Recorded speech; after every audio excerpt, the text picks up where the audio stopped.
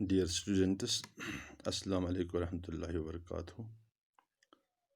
जैसा कि आप जानते हैं, हमने स्ट्रक्चरल आइसोमेरिज्म कंप्लीट कर लिया।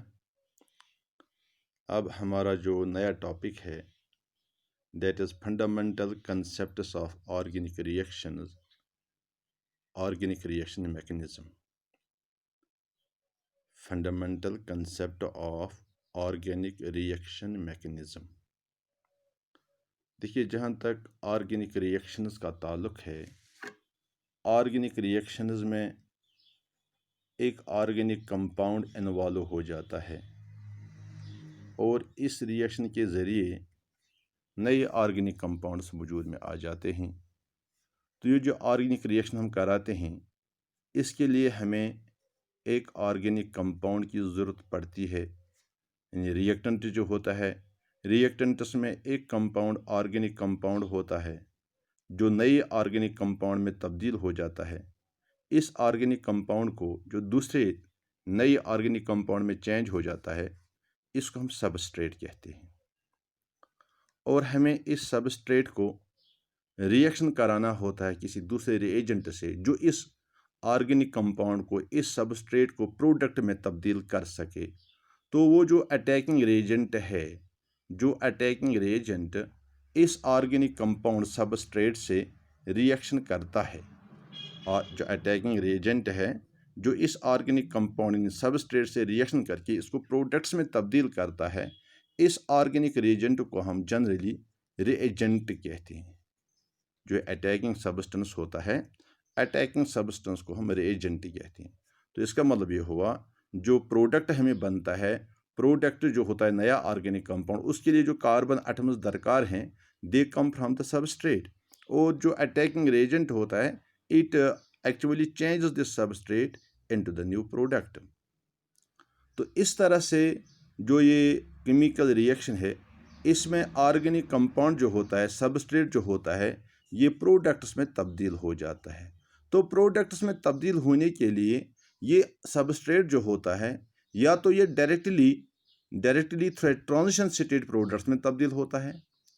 सबस्ट्रेट जो है, it changes into products through a transition state. यानी जब सबस्ट्रेट और रिएजेंट एक दूसरे के साथ रिएक्ट करते हैं, इस दौरान ये एक ट्रांजिशन स्टेट इख्तियार करते हैं। फिर वही ट्रांजिशन स्टेट जो होता है वो प्रोडक्ट्स में तब्दील हो जाता है। या कभी कभी ऐसा हो जाता है कि जो सबस्ट्रेट होता है, रिएजेंट के साथ रिएक्शन करके ये पहले एक इंटरमीडिएट प्रोडक्ट बनाता है। It forms an intermediate product. फिर यही इंटरमीडिएट प्रोडक्ट जो होता है, then it gets converted into the product. तो इस तरह से रिएक्शन में सबस्ट्रेट और रिएजेंट एक दूसरे के साथ रिएक्शन करके या तो ट्रांजिशन स्टेट के थ्रू प्रोडक्ट्स में तब्दील हो जाते हैं, या पहले ये इंटरमीडिएट प्रोडक्ट्स बनाते हैं, फिर वही इंटरमीडिएट प्रोडक्ट्स चेंज होते हैं इनटू फाइनल प्रोडक्ट्स। एक बात, दूसरी बात ये याद रख लेना, जैसे हमने कहा कि जो प्रोडक्ट बनता है, प्रोडक्ट्स में जाहिर सी बात है ऑर्गेनिक कंपाउंड है, उस प्रोडक्ट में जो कार्बन एलिमेंट्स हैं, they come from the substrate. तो कभी कभी ऐसा होता है कि जो प्रोडक्ट बनता है उसके जो कार्बन एटम्स होते हैं, they come from substrate as well as from the reagent.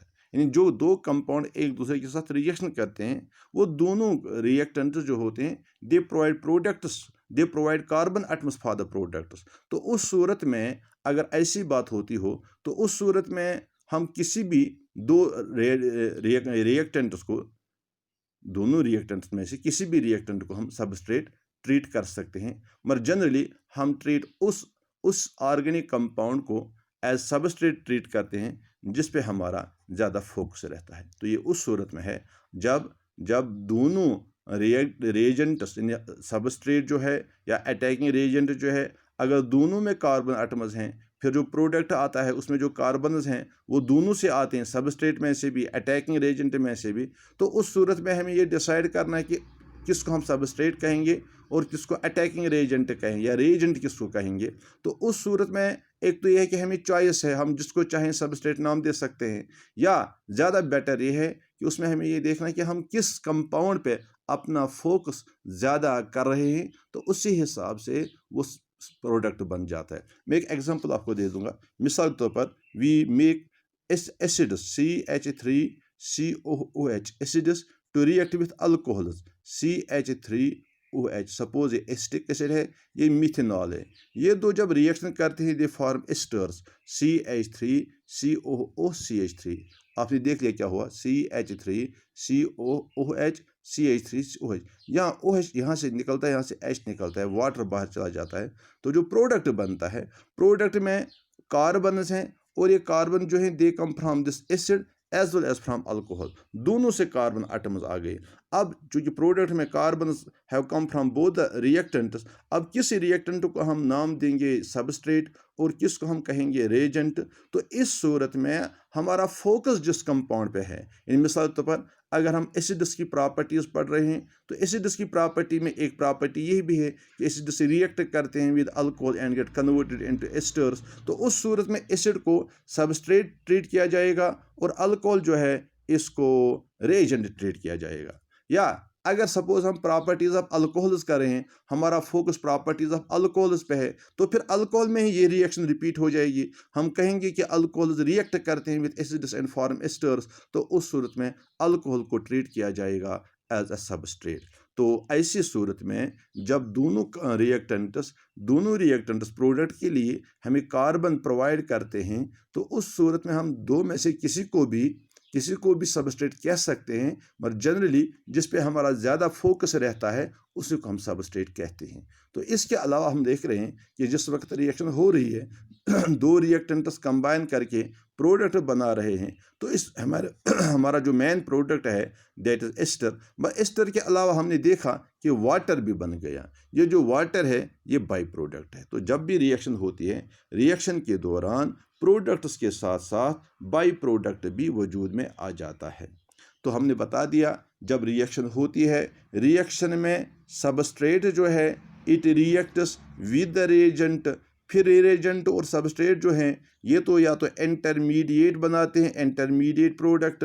अगर इंटरमीडिएट ना बनाएं तो फिर ट्रांजिशन स्टेट बनाते हैं। फिर ये जो इंटरमीडिएट प्रोडक्ट बनता है it later on decompose to form products and by products. तो ये जो सीक्वेंस ऑफ स्टेप्स हैं जिसकी वजह से एक substrate upon reaction with reagent change हो जाता है इनटू प्रोडक्ट्स, तो इस स्टेप्स जो हैं इसको हम एक्चुअली कहते हैं केमिकल काइनेटिक्स या काइनेटिक्स ऑफ द रिएक्शन, या सिंपल टर्म्स में अगर हम कहेंगे it provides us mechanism of the reaction.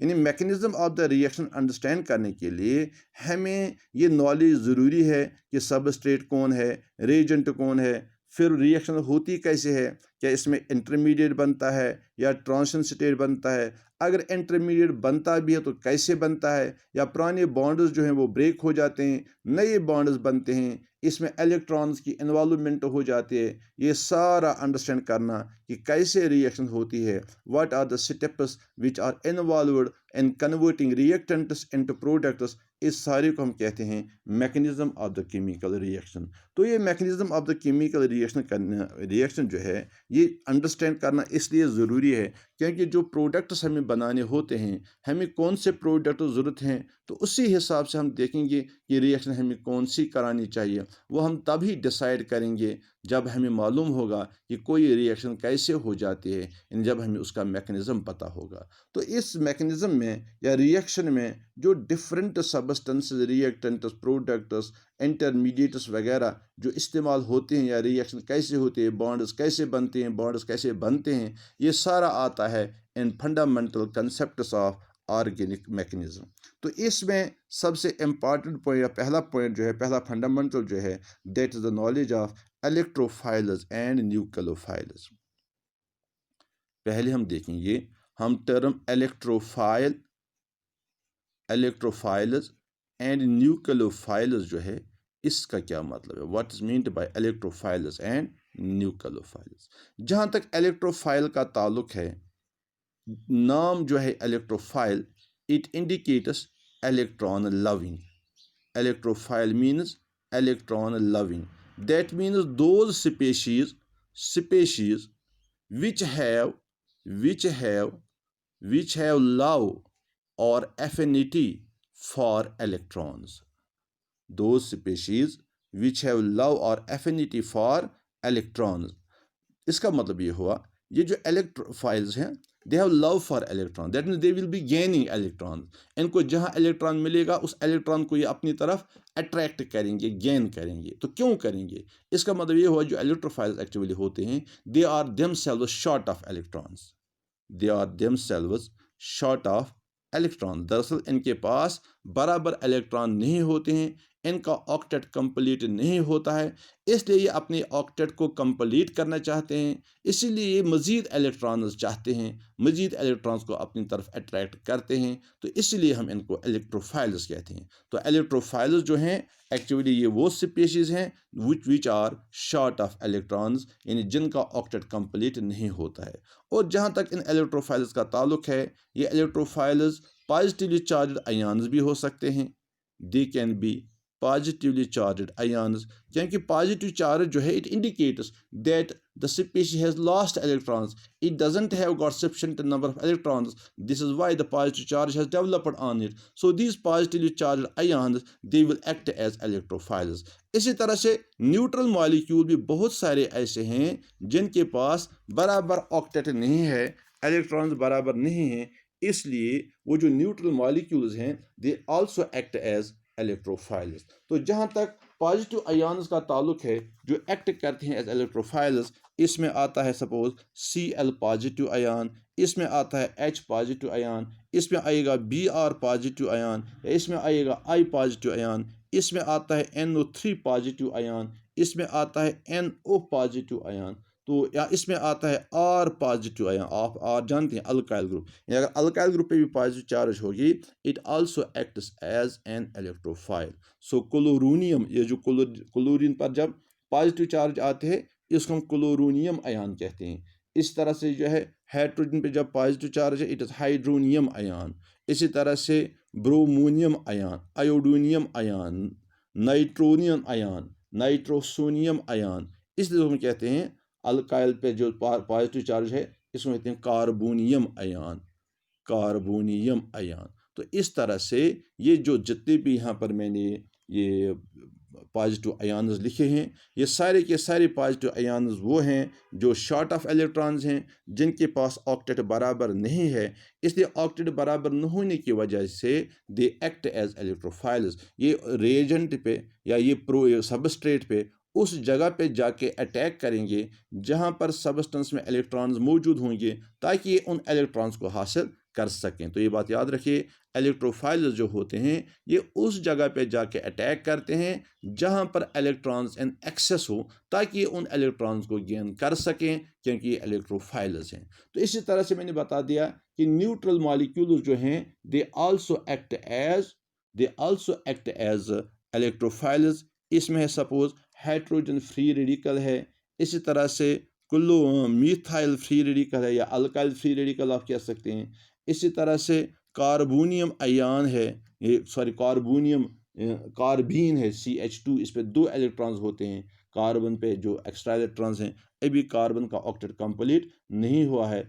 इसी तरह से बहुत सारे एटम्स या मॉलिक्यूल्स ऐसे हैं जो, सपोज ये मॉलिक्यूल देख लीजिए, नाइट्रीन है, ये नाइट्रीन जो है, इसका ऑक्टेट भी कंप्लीट नहीं है। या हमारे पास बोरान ट्राइफ्लोराइड है, इसमें बोरान जो सेंट्रल एटम है, इसका ऑक्टेट कंप्लीट नहीं है। या हमारे पास अल्मोनियम ट्राइक्लोराइड मॉलिक्यूल है, या फेरिक ट्राइक्लोराइड मॉलिक्यूल है। यानी बहुत सारे मॉलिक्यूल्स ऐसे हैं जहाँ पर सेंट्रल एटम में ऑक्टेट कंप्लीट नहीं है, इसलिए ये एलिमेंट्स या ये कंपाउंड्स ऐसे हैं, अपना ऑक्टेट कंप्लीट करने के लिए ये किसी दूसरे एटम से इलेक्ट्रॉन्स गेन करेंगे जहाँ पर इलेक्ट्रॉन्स की तादाद ज़्यादा होगी।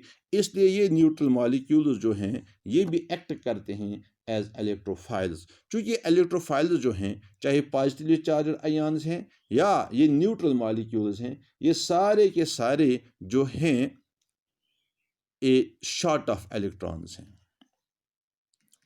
Short of electrons. इनके पास ऑक्टेट कंप्लीट नहीं है, इसलिए क्या करते हैं, ये ऑक्टेट कंप्लीट करने के लिए इलेक्ट्रॉन रिच साइट्स पे अटैक करते हैं। They attack on electron rich sites, जहाँ पर इलेक्ट्रॉन्स की तादाद ज़्यादा होती है, वहाँ पर ये अटैक करके अपना ऑक्टेट कंप्लीट करते हैं। इसमें एक और इम्पॉर्टेंट पॉइंट इलेक्ट्रोफाइल्स में जो आप नोट करके रखेंगे वो ये है कि बहुत सारे स्पीशीज़ ऐसी हैं जिन पे पॉजिटिव चार्ज है, मगर वहाँ पर ऑक्टेट पहले से कंप्लीट है। इसलिए ऐसे पॉजिटिव चार्ज आयन्स जिनका ऑक्टेट पहले से कंप्लीट है वो एक्ट नहीं कर रहे हैं एज एन इलेक्ट्रोफाइल। मिसाल के तौर पर आपके पास सोडियम आयन है, Na positive ion. Na positive में पहले से ऑक्टेट कंप्लीट है, so it won't act as as an electrophile. या हमारे पास NH4 पॉजिटिव आयन है, या हमारे पास H3O पॉजिटिव आयन है। तो ये ऐसे आयन्स हैं, या हमारे पास कैल्शियम +2 आयन है। ये ऐसे आयन्स हैं जिनके पास पहले से 8 इलेक्ट्रॉन मौजूद हैं, इसलिए इनको मज़ीद इलेक्ट्रॉन्स की ज़रूरत नहीं है। तो पॉजिटिव चार्ज होने के बावजूद भी ये ions as an electrophile act नहीं करेंगे। तो एक और पॉइंट इलेक्ट्रोफाइल्स के बारे में याद रखिए, क्योंकि हमने देख लिया जो ये इलेक्ट्रोफाइल्स हैं, चाहे पॉजिटिव चार्ज आयन्स हैं या चाहे नेगेटिवली चार्ज न्यूट्रल मॉलिक्यूल्स हैं, ये इलेक्ट्रॉन पेयर एक्सेप्ट कर रहे हैं because they are short of electron, they accept the electron. ऐसी स्पीशीज जो इलेक्ट्रॉन पेयर एक्सेप्ट कर रहे हैं इन्हें हम लीवियस एसिड्स कहते हैं। इस तरह से जो इलेक्ट्रोफाइल्स हैं they act as Lewis acids. तो ये हो गई इलेक्ट्रोफाइल्स, यानी वो species which are short of electrons, they attack दो sites where there are electrons in excess and they gain those electrons. In this way they behave as electrophiles and Lewis acids. तो ये electrophiles की बात हुई। अब electrophiles के बाद हमारे पास जो दूसरा रिएजेंट होता है उसका हम न्यूक्लियोफाइल कहते हैं। अब नाम इंडिकेट करता है न्यूक्लियोफाइल मीन्स न्यूक्लियस लविंग। इसका मतलब ये हुआ जो न्यूक्लियस होता है, एक्चुअली न्यूक्लियस पे पॉजिटिव चार्ज होती है, तो इसलिए जहाँ जहाँ पर भी पॉजिटिव चार्ज होती है उसको हम कहेंगे कि ये वो जगह है जहाँ पर न्यूक्लियोफाइल अटैक कर सकता है। न्यूक्लियोफाइल अटैक न्यूक्लियस लविंग है, नहीं nucleus loving, that means nucleus loving means nucleus has positive charge on it. ये वहीं पे जाएंगे जहाँ पर ये पॉजिटिव चार्ज होगी, यानी जिस जगह पे पॉजिटिव चार्ज है वहाँ पे जाके न्यूक्लियोफाइल अटैक करता है। इसका मतलब ये हुआ कि ये जो न्यूक्लियोफाइल है it is itself actually rich in electrons. इसके पास इलेक्ट्रॉन बराबर होते हैं, या इसमें कुछ ऐसे भी इलेक्ट्रॉन्स होते हैं जिन्होंने बॉन्ड फॉर्मेशन में हिस्सा नहीं लिया है। तो ऐसे सब स्पीशीज़, ऐसी स्पीशीज़ जिनके पास इलेक्ट्रॉन्स बराबर हैं, एक्स्ट्रा इलेक्ट्रॉन्स हैं या अनशेयर्ड इलेक्ट्रॉन्स हैं, वो अपने अनशेयर्ड इलेक्ट्रॉन्स को उन साइट्स पे जाके डोनेट कर सकते हैं, दे सकते हैं जहाँ पर पॉजिटिव चार्ज है, क्योंकि पॉजिटिव चार्ज इंडिकेट करती है डेफिशिएंसी ऑफ इलेक्ट्रॉन्स। तो न्यूक्लियोफाइल्स जो हैं they attack electron deficient sites, they attack electron electron deficient sites. Electron deficient sites पे ये अटैक करके वहाँ पे जाके रिएक्ट करते हैं।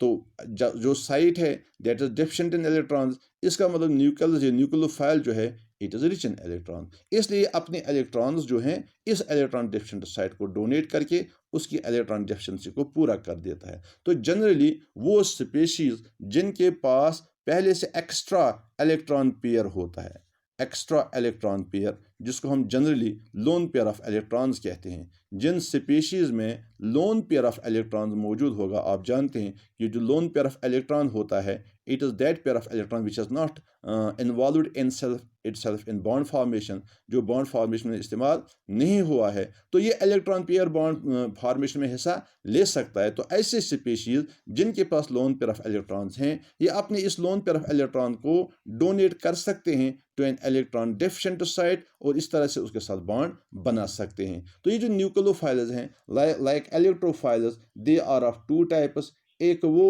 जिनके पास नेगेटिव चार्ज है, वहाँ पर हमने देख लिया कि positively charge particles, positively charged species acted as electrophile, so the negatively charged species they will act as nucleophiles. So among nucleophiles which have suppose hydride ion H negative ion, it acts as a nucleophile. In the same way we have BH4 negative ion, we have ALH4 negative ion, we have chloride negative ion, bromide negative ion, iodide negative ion, then we have OH negative ion, we have OR negative ion, we have NH2 negative ion, we have RNH2 negative ion. In the same way, we have CH3CO negative ion, or we have RCOO negative ion. These all negatively charged species, they have extra electrons on their atoms, so they can donate these electrons to the electron deficient site, and hence they act as nucleophiles. In the same way, there are so many neutral species, neutral molecules are there. Those neutral molecules, they also have lone pair of electrons on them, so they also act as nucleophiles. For example, there is water molecule. This water molecule has lone pair of electrons on oxygen. There is ammonia molecule. Ammonia has lone pair of electrons on nitrogen atom. Then there are alcohols, ROH. Alcohols have lone pair of electrons on oxygen atom. There are primary amines, secondary amines. They also have lone pair of electrons on them. तो इस तरह से ऐसे species जो हैं which have lone pairs of electrons on their atoms, ये अपने lone pair of electrons को डोनेट कर सकते हैं towards electron deficient site. तो इस तरह से ये भी एक्ट कर रहे हैं as nucleophiles. So we have two types of nucleophiles. One is negatively charged ions and another is neutral molecules. The basic condition which a nucleophile should fulfill, that is, it should have a lone pair of electron on it, on any one of the atoms on it, whether it may be a negatively charged ion or it may be a neutral molecule. Since these nucleophiles, they have the tendency to donate the electron pair, so they act as Lewis bases. They act as Lewis bases. So this was the first fundamental of organic chemistry, organic reactions, what is meant by electrophiles and nucleophiles. We have discussed this. Inshallah, tomorrow we will discuss about bond fission, fission of a covalent bond, how it takes place. Then we will discuss electron displacement effects. So for today, it is sufficient. Thank you very much.